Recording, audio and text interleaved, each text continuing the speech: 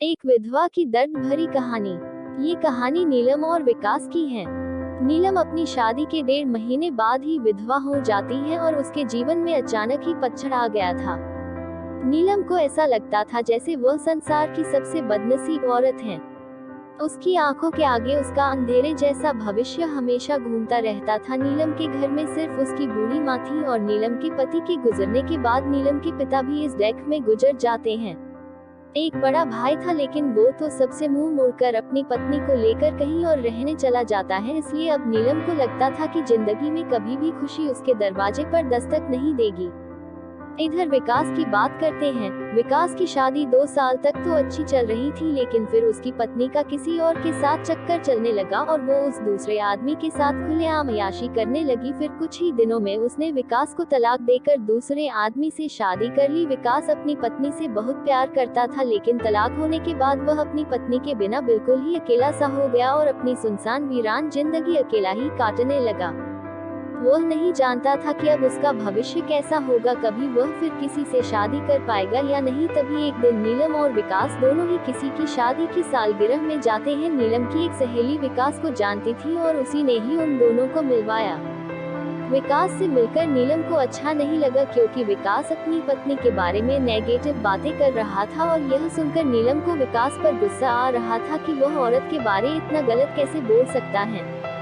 लेकिन बाद में उसकी सहेली मंजू ने बताया कि विकास कितना दुखी लड़का है। वह अच्छे खासे पैसे कमाता है और उसके परिवार वाले भी बिल्कुल सीधे हैं, लेकिन फिर भी उसकी पत्नी ने दूसरे मर्द के चक्कर में इस बेचारे को धोखा दे दिया और अब विकास दिन रात रोता ही रहता है। ये सुनकर नीलम का दिल भर आया। वह मन में सोचने लगी कि एक शरीफ लड़के को मैं बिना मतलब ही बुरा समझ रही थी। तो उसी दिन से नीलम के मन में विकास के लिए एक प्रेम से जाग गया। तभी कुछ ही दिनों बाद नीलम ने अपनी सहेली मंजू से कहा कि मंजू, मैं पता नहीं क्यों विकास को चाहने लगी हूँ और मैं उसे पसंद भी करती हूँ। अगर मंजू तू कुछ उपाय करके मेरी दोस्ती विकास से करवा दे तो शायद मेरी जिंदगी संवर जाएगी। तो मंजू ने कहा कि ठीक है, तू कहती है तो मैं किसी बहाने से विकास को अपने घर बुलाती हूँ। मैं उसे तेरी सारी कहानी पहले ही बता दूंगी, फिर तू भी आ जाना, आगे तुम दोनों की किस्मत। तभी मंजू अपने जन्मदिन का बहाना करके विकास को अपने घर बुलाती है और मंजू विकास को नीलम की बीती हुई सारी बात बताती है और वो उससे ये भी बताती है कि शादी के 1.5 महीने में ही नीलम विधवा हो गई थी।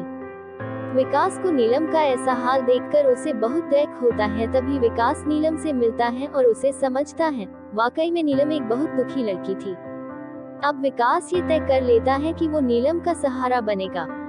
नीलम को भी विकास दिल से बहुत ही पसंद था और दोनों ही बाहर भी मिलने लगे ताकि वो एक दूसरे को सही से समझ सके। एक दिन उन दोनों को ही एक दूसरे से बेहद प्यार हो गया और रात रात भर वो दोनों ही फोन पर चैटिंग भी करते हैं और कभी फोन पर बातें भी कर लेते थे।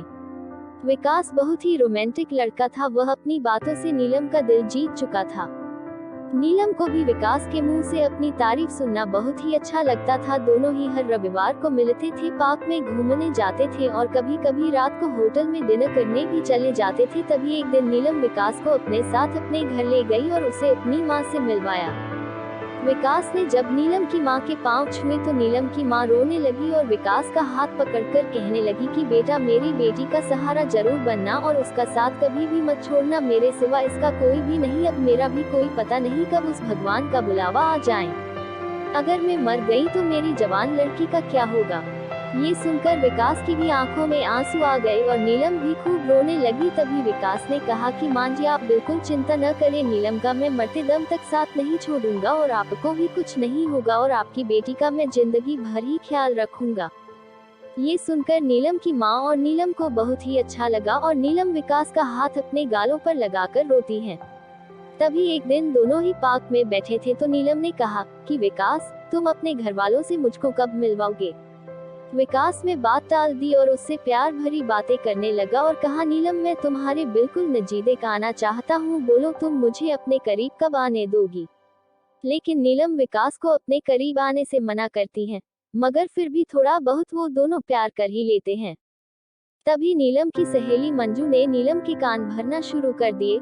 उसने कहा कि नीलम लड़कों पर इतना जल्दी भरोसा नहीं करते, तू तो सीधी साधी है। विकास को अपनी माँ से भी मिला दी, लेकिन विकास ने तुझे किसी से मिलवाया। कहीं ऐसा न हो कि वो तुझे इस्तेमाल करके न छोड़ दे। ये सुनकर नीलम के कान खड़े हो गए और वो सोचने लगी कि कहीं विकास मुझे धोखा तो नहीं दे रहा। उधर विकास ये सोच रहा था कि मैं नीलम को अपने घर कैसे लेकर आऊं। मेरा घर बिल्कुल छोटा सा है और मैं उसे अभी नहीं बताऊंगा कि उसके लिए मैंने एक घर बुक कर लिया है और 50,000 जमा भी करवा दिए हैं और बाकी की मैं बैंक से किश्त बनवा लूंगा। 1 महीने बाद विकास का जन्मदिन था। विकास ने सोचा मेरे जन्मदिन पर ही नीलम को सरप्राइज दूंगा और तभी नीलम और उसकी माँ को भी घर बुला लूंगा। उसी दिन नीलम से शादी की सारी बात करके उसे सगाई की रिंग भी पहना दूंगा, क्योंकि नीलम के परिवार में और कोई नहीं है, इसलिए सारा कार्यक्रम नीलम और उसकी माँ के सामने ही हो जाएगा। अगले दिन नीलम विकास को फोन करती है और गुस्से में कहती है कि तुम अपने घर वालों से मुझे कब मिलवाओगे। विकास फिर से बात को टालते हुए बात को पलट देता है। अब नीलम का शक और भी बढ़ जाता है। तभी नीलम विकास से कहती है तुम्हारे बैंक में कितने पैसे हैं, मुझे अपना बैंक बैलेंस दिखाओ। लेकिन विकास ने बैंक बैलेंस दिखाने की बात भी टाल दी, क्योंकि सभी पैसे उसने मकान के ब्याने में दे दिए थे और उसके अकाउंट में यही कोई 8 से 10 हजार ही पड़े थे।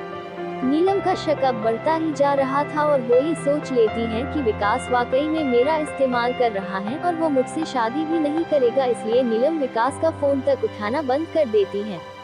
इधर विकास एंगेजमेंट की सारी तैयारी कर चुका था। बातों ही बातों में उसने नीलम की अंगूठी का भी नाप ले लिया था और नीलम को इसका पता भी नहीं चला था।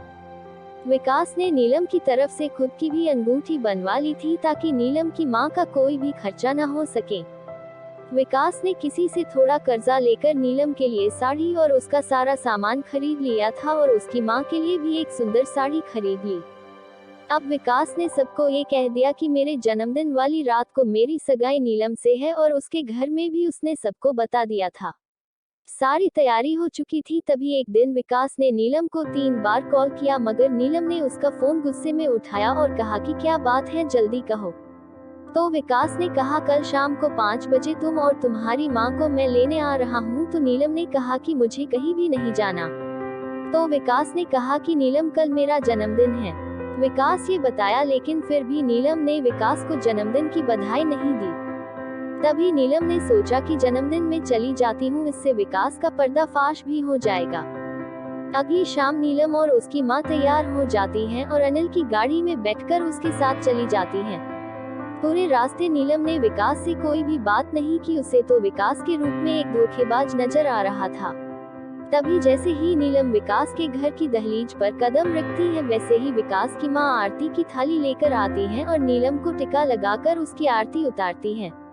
ये देखकर नीलम हैरान रह जाती है। तभी वो भी विकास की माँ के पांव छूती है। उसकी माँ उसे अंदर आने के लिए कहती है। सभी लोग खड़े थे, विकास के बड़े भाई भाभी, विकास के भतीजा भतीजी और विकास की माँ व भोले भाले उनके बाबूजी।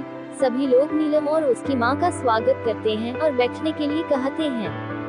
अब विकास का जन्मदिन भी बन जाता है। उसके बाद नीलम जाने के लिए कहती है तो विकास की माँ कहती है कि बहू तुम्हें जाने के लिए नहीं बुलाया है, हमेशा के लिए यही रखने के लिए बुलाया है। नीलम समझ नहीं पाती। तभी विकास की बड़ी भाभी 2 फूलों की माला और एक प्लेट में 2 अंगूठी लेकर आती हैं। ये देखकर नीलम विकास की तरफ बड़े ही आश्चर्य के साथ देखती है। तभी विकास एक अंगूठी नीलम के हाथ में रख देता है और कहता है आज हमारी एंगेजमेंट है नीलम, और इस बात के लिए मैं तुम्हें सरप्राइज करना चाहता था। तुम्हें ये रिश्ता मंजूर है ना? नीलम रोने लग जाती है और मन में ये सोचती है कि मैंने किस लड़के पर शक किया। अनिल ने नए मकान के कागज भी नीलम के हाथ में रख दिए और कहा कि नीलम ये मकान मैंने तुम्हारे लिए लिया है, क्योंकि हमारा ये घर थोड़ा छोटा है ना। इसलिए नीलम की आंखें अब अपने आंसुओं को रोक ही नहीं पा रही थी। तभी नीलम ने मकान के कागज अपनी सास के हाथ में रखते हुए कहा कि मां जी मुझे तो इसी घर में रहना है आपके साथ, मुझे नया मकान नहीं चाहिए। इस बात से घर के सभी लोग खुश हो जाते हैं। तभी विकास कहता है कि नीलम तुम्हारी माँ भी हमारे साथ ही रहेगी, भला वो अकेली कैसे रह पाएगी। ऐसा करते हैं, जो मकान मैंने लिया है वो पास में ही है, माँ को तुम वही शिफ्ट कर दो ताकि तुम अपनी दोनों माँ को संभाल सको। अब सब कुछ ठीक हो गया था। कहा नीलम एक शक की वजह से सब खत्म करने जा रही थी। ये गलती उसे बहुत महंगी पड़ने वाली थी, मगर नीलम ने विकास के घर जाकर अच्छा ही किया। इसलिए दोस्तों, जीवन में कभी भी किसी शक की वजह से आप अपने प्यार को कभी मत छोड़ना। पहले पूरा सच जानना, फिर कोई कदम उठाना, तभी आपका भी रिश्ता बच सकता है।